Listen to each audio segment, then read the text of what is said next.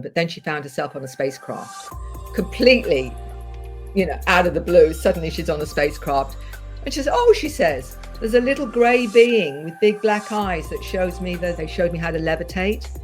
And then she said they were showing me how they change species and how they can see different planets on this universe and in other universes.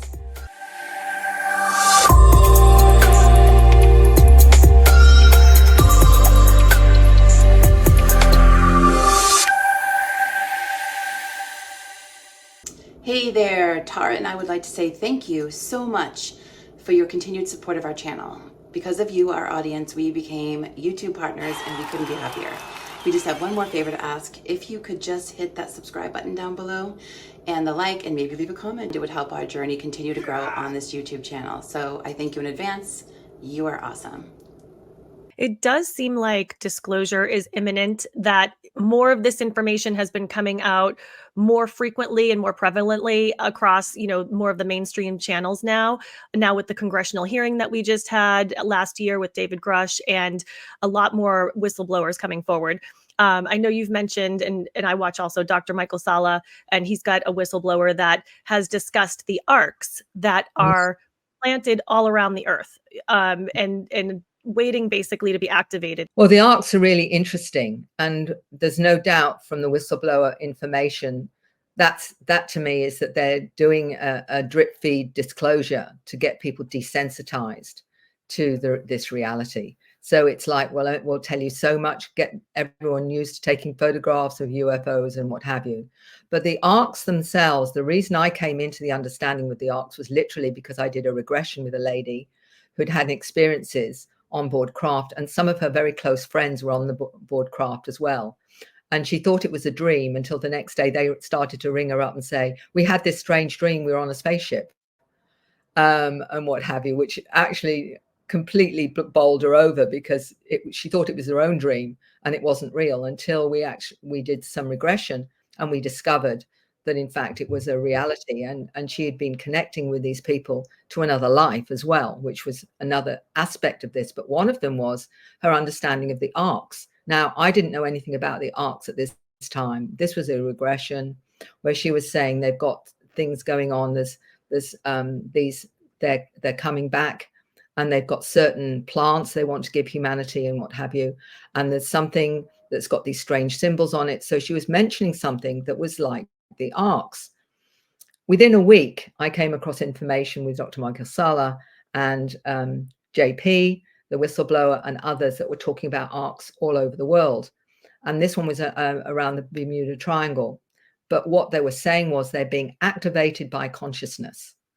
And that's really interesting. It's like they've been buried and waiting for a certain time where humanity is ready and literally ready to take on board a greater reality. And these are being activated all around the world. And I'd read a book about 15 years ago, which was Transylvania Sunrise, about a huge facility in Romania where they had a sphinx, and underneath it they'd found this huge hall of technology that was obviously built by a giant peoples, where they were shown the history of humanity all in holograms, all very quiet. 2003. Peter Moon has written about it. I read this book some years ago out of fascination and realized that there was more going on here. And so this lady and another gentleman and a group remote viewed it, and they were finding another arc under there as well, plus a huge pyramid. And then we hear about other arcs, one of them in Tokyo, Mount Fuji. There's another one in Antarctica, and then the South America, Australia. So what it seems like, and more and more information's coming in, is that these huge craft have been buried there very deep under the ground, waiting for a time when humanity is ready to be is activated sufficiently. And these arcs are literally living organisms. They are operating through consciousness. And when you get someone out of the blue in a regression talking about something I only find out about, a week later, You have to say, because I'm always looking for validation and corroboration with everything that I do. For anyone who knows me, I'm looking at not just one person's story. I'm looking at where could this be corroborated, because that's really important to validate the information. And I get it from all different sources. So when you get enough information from different sources, you're going to say, you know what, that could really be something I need to look at. And that's what I do with everything. I cross-reference all the time because it's important. Otherwise, you've got nothing other than some one individual awareness. Well, this all happened within a week of me doing this regression, and this lady talking about the new plants that they want to give us to humanity that are healing plants and very special. And she was actually seeing them remote viewing under this facility in Romania. And you start to say, well, hold on a minute. Another one's saying the same thing. And it's very specific. This is the thing. I mean, I have to be very careful about what I put out there because, my reputation's on the line. Is Mary completely lost the plot? I mean, there are some that definitely think I have, because, I go from the nuts and bolts UFO stuff into the spiritual realm because it's all connected. It isn't separate, even though those in the nuts and bolts that want you to bring back a bit of the craft to prove that you've actually been there. Well, what we discovered in our surveys when we did the important surveys with the Dr. Edgar Mitchell Free Foundation with 4,200 people, and we asked them 600 questions. One of them was, we found out that 75% of encounters are out of body. Well, that's not so easy to bring a bit of the craft back if you've only got 25% that are actually physically on the craft. So we have to understand astral projection. We have to understand our spirit, our consciousness leaves our body. So this is a whole new level of understanding the nature of soul. This is not separate. It's not just physical here. We're talking about a multidimensional understanding of an experience that affects on multiple levels. And so, it isn't black and white. I wish it was. But when you also get out of that 4,200 people saying that 85% had a psychospiritual transformation, something very real then is going on for people to change their philosophy, to change their diet, to change the way that they look at the world, the way that they want to benefit the world, the way they switch off from materialistic values.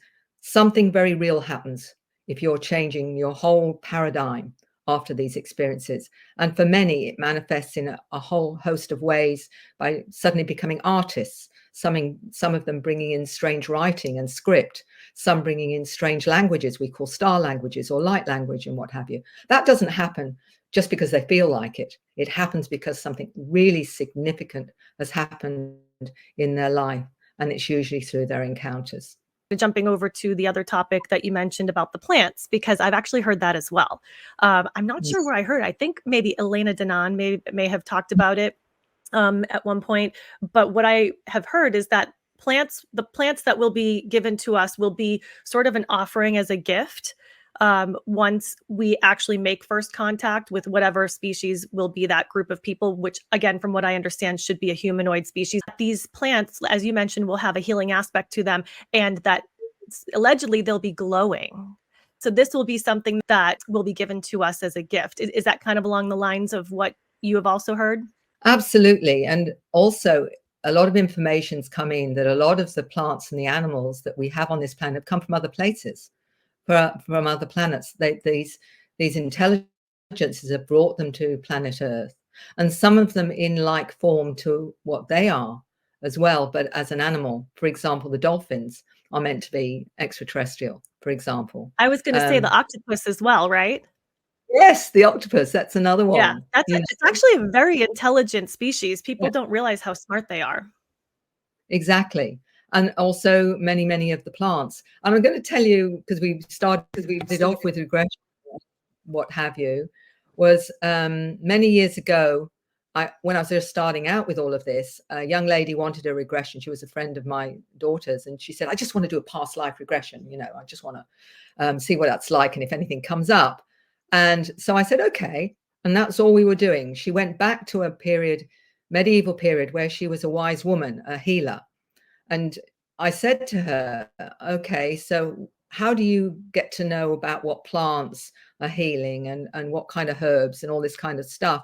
because everyone usually has a mentor, whether it's another older wise woman or a bloke, as well, who might be a medicine man or something. And she completely surprised me because she said, well, I learn it in the woods. So I said to her, so how do you learn it in the woods?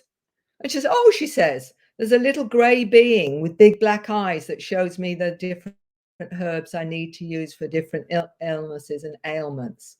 Now, none of my work was anything then very, it wasn't something that was out there, anything to do with this. This was completely off field. And it showed me something very clear, that we've been assisted by these intelligences all through history. And there it was, out of the blue, no front loading, no nothing.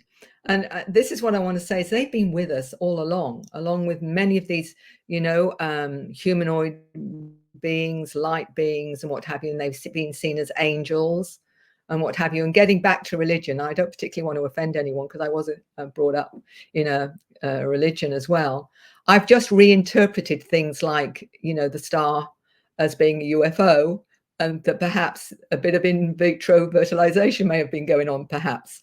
So there's a way of sort of broadening your perspective so that it doesn't completely demolish, the primary truth that you're resonating with. It's just expanding it into a more modern vernacular. And I actually have a whole chapter on, the whole religious side of it, because one of them is a Reverend Carter that explains how he came to expand his Christianity into an understanding, a greater understanding of this, incorporating it.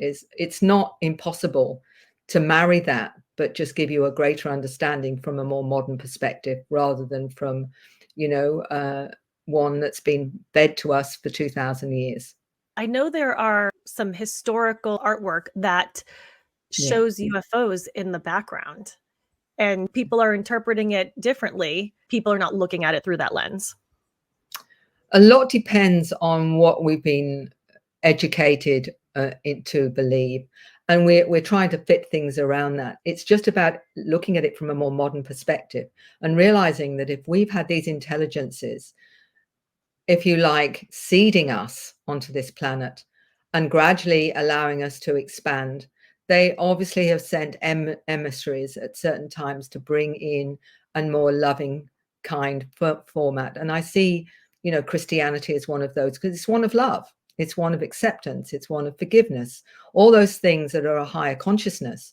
And that's what he was bringing in. It's a consciousness that he was bringing in, as the way I looked at it. And all this, Buddha, all of those, really, I wouldn't be surprised. All of them were star beings that were humanoid, to give us a head start into real spirituality, but not one that's dogma, not one that's containing us and telling us and ordering us to do things, but allowing us to find our own goodness, our own heart, our own truth. And what I work with and enjoy working with is helping people to access their own inner resonance to truth, their own inner understanding and wisdom that's there with all of us. I always say, when you've done work with past lives, for example, you take people through the death sequence and they see their body, and you ask them, what did they learn in that life? They may say, oh, well, I learned about limits, or I learned about love, or I learned about compassion, or whatever. And then they talk about coming back in and incarnating, and the prospectus they have for their spirit and their soul. And often choosing their parents, choosing the siblings to give them certain lessons and what have you. You see this huge, greater perspective and understanding of the soul journey.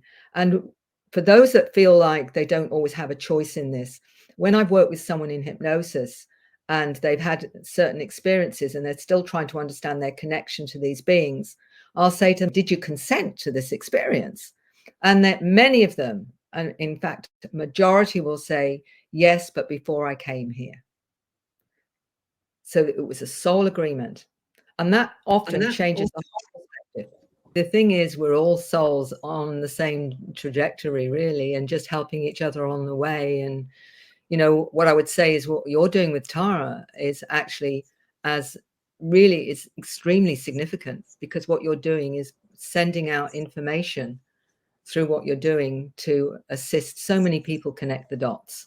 So we're sort of all in this together, really, for want of a better word, you know, Right. and we're all doing our best to reach other parts of ourselves, all these wonderful souls that are out there. So you're most welcome. And it's always wonderful to know if something I've said has helped someone add another piece to their own journey, because that's what we're doing it for. That's what Tara's doing it as well for. And Mary, I have a few more questions for you. What's your experience with knowing anything about the Mandela effect? And I haven't heard of anything, although I've read a lot of stories about that. A lot of that is being put down to certain people to do with the CERN in Switzerland, and them opening a portal. And there's a young man, I've forgotten his name now, he's like another Einstein, and he said that when they opened that up, we went into another reality, parallel universe.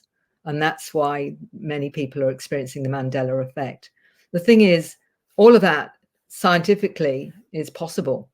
But what I will say is, one of the things that I'm become very aware of in dreaming, we often go to other realities, for sure, where you've made different decisions. And I've had that personally happen. Whereas, you know, where I know this is my reality now, but in that reality, I'm existing and I'm having other experiences, and it's different. And I remember that's been something that I was being shown by what I call my team. And they were saying the soul is like the palm of your hand, your oversoul, your superconscious oversoul, but aspects of you are literally existing in many realities, and we're experiencing different things with different decisions. And in my dreams, I remember in one dream, I'm dreaming that I'm assessing another dream, that I'm actually researching the other dream, and I'm dreaming the dream, but I'm also dreaming the dream that I'm dreaming the dream. And it's like the more you become more awake to your dreams, the more you, I've done regressions where people have gone into other dimensions. And one of them was really bizarre because, you know, the old tape recorder, you know, playing, you know, the little tapes and what have you, you can't manipulate those whatsoever. And I was playing a bit of relaxation music, taking her into her experience. And as she was going into the other experience, she was aware that I was sort of accompanying her, but we didn't have any kind of understanding of what was actually going on until she rang me the same day, listening to the recording. The recording stays the same all the way through. Her voice starts to get to a high-pitched sound, but the recording's normal. My voice is normal. Then my voice starts to go into the high-pitched sound, which is where she's going into another dimension. But the music actually stays the same all the way through. And it's a tape recorder, you know, with a tape. Impossible. So we were aware that not only was she going somewhere else, but I was actually joining her. And it literally was significant. So there are so many things that we don't understand about the qualities of the soul and the spirit that to me, it's often those kind of weird effects that give you the understanding there is so much more we don't know about reality, the matrix, whatever name, the hologram. And I've often wondered whether, you know, it's a bit like Star Trek and the holodeck, where we've all decided that we're going into a certain time that we just want to experience that as a soul. So we've got it all set up. This one I'm going to come in at the 1950s, and this one I'm going to come in or whatever. It makes you wonder just how much of that, you know, that we're co-creators of our own experience, which I believe we are. I believe everything is there for us to say, I want to experience this adventure on planet Earth at this time. And it's quite interesting that some have said, one lady with a dual consciousness said to me that she's part human, part ET, and went through a really difficult time. And I said, did you consent to that? And she said, my ET self was fine with it, but my human self found it really, really hard. I think when it comes to the parallel realities and the Mandela effect, from what I understand, is that when those types of things happen, the outer world, the exterior will be changed. And then because you're the one that remembers that specific moment, it sticks with you. But then other things change in alignment with the change. There are so many experiences that people have which create questions, and many times we just let them go. But when we look back on them and we realize that really was unusual, that was very strange. And so many people have weird and wonderful experiences. And I remember many years back being challenged at it was a Rotary or a Probus, being asked to do a 15-minute talk on UFO reality. And I remember as I'm entering, a gentleman came up to me and said, "Oh, you're the UFO lady, are you?" And he says, "I'm going to have fun with you." In other words, going to give me a hard time. And I remember saying, you know, good luck with that one. And I went in, and the first thing I said before I said anything else was, I bet everyone in this room has had an experience they can't explain. Not one person disagreed with me. And he didn't give me a hard time at all. I didn't get any hard time over it. So there Well, he would have had a crowd of people chasing after him with pitchforks if he did. But you see, this is the thing. It's so easy to debunk when everybody has them. They might not admit to it, but we're multidimensional. Of course we've had them.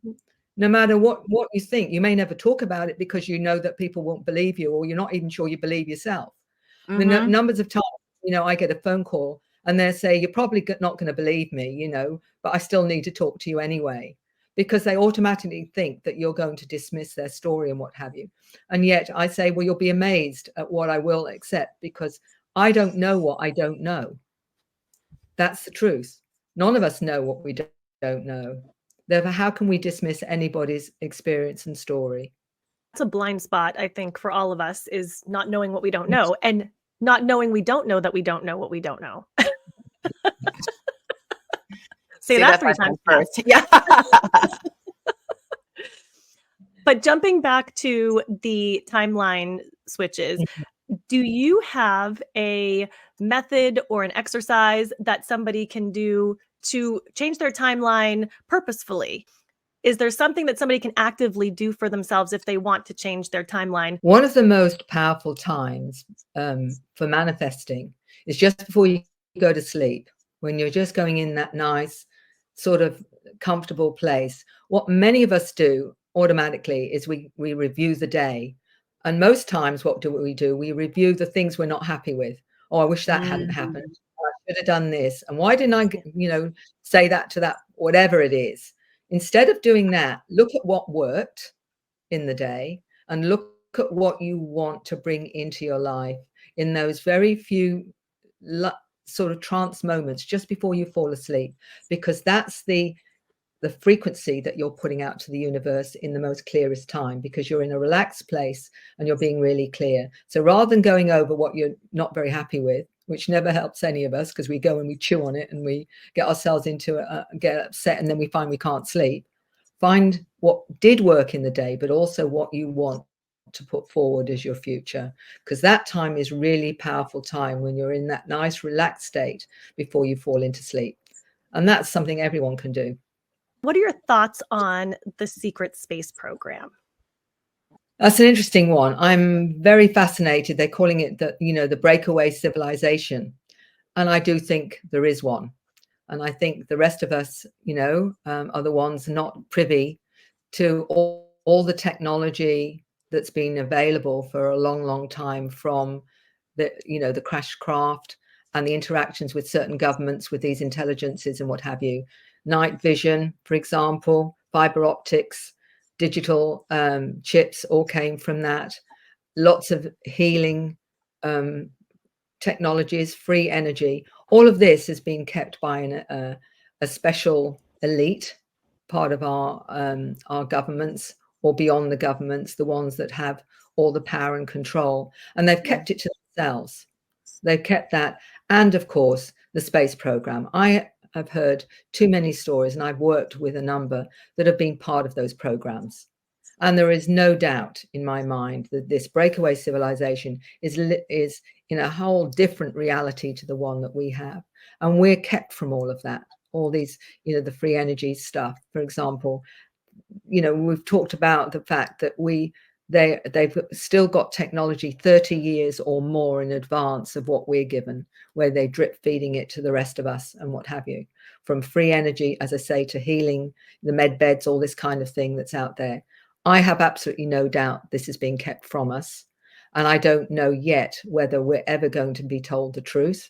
I think disclosure is going to be as they would like it to be, where I think real disclosure is going to happen is through things like this, where people are fed up of hiding behind the door and saying, you know, I don't care whether you think I'm crazy. This is my story. And more credible people are coming out, writing books on their story, sharing the fact that they believe they're a hybrid, star seed, walk-in. All these unusual terms are becoming more and more commonplace, and so they should, because what we're discovering is more about our potential, who we are, and our connection to these star nations that have been interacting with us all through history and are upgrading our consciousness now. And the children are coming in and they're challenging the system as well, because their awareness is quite extraordinary in terms of how they understand their abilities, what they can do, how they can travel through time and space. I had one 7-year-old talking about coming from the future and about how the intelligence he works with has an IQ of over 400. These are just little bits that he understands and accepts as part of his own nature. Many of them talk about coming from other planets. One 10-year-old explaining that he's a blue being from another planet. It's his first human incarnation. He explains that he's a central seed connecting to the planet, and he's going to help with all the pollution on the planet. He talks about using healing frequencies. These are the kinds of concepts these children are talking about and what they're learning. So given the fact there is a breakaway civilization, I think that's going to be turned on its head at some point because of all the information that's finally coming out to mainstream. And so it should. You know, maybe they really are. I mean, we've had those that have had my lab experiences saying they've been taken to the moon, been taken to Mars. In my book, The New Human, there was a 7-year-old talking about going to Mars and showing certain symbols and what have you on Mars and who's under the ground in Mars. And this particular symbol, it's in my book. I was interested in this symbol, so I sent it to another family who'd got, I think, an 8-year-old that talked about going to Mars. And I said, does your daughter recognize this symbol?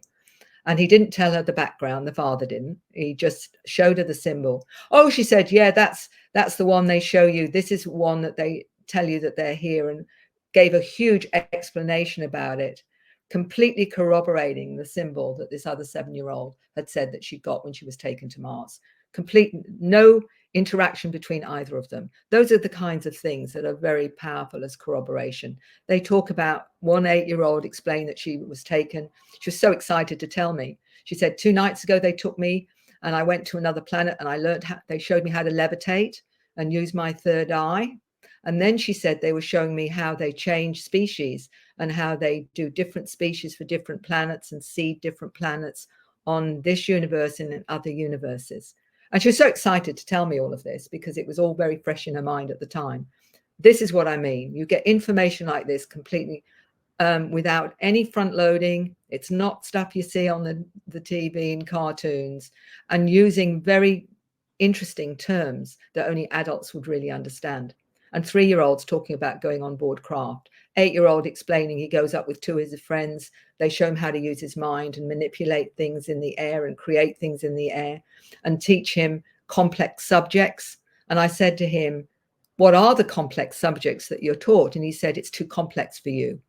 So this is the 8-year-old explaining to me that I wouldn't understand.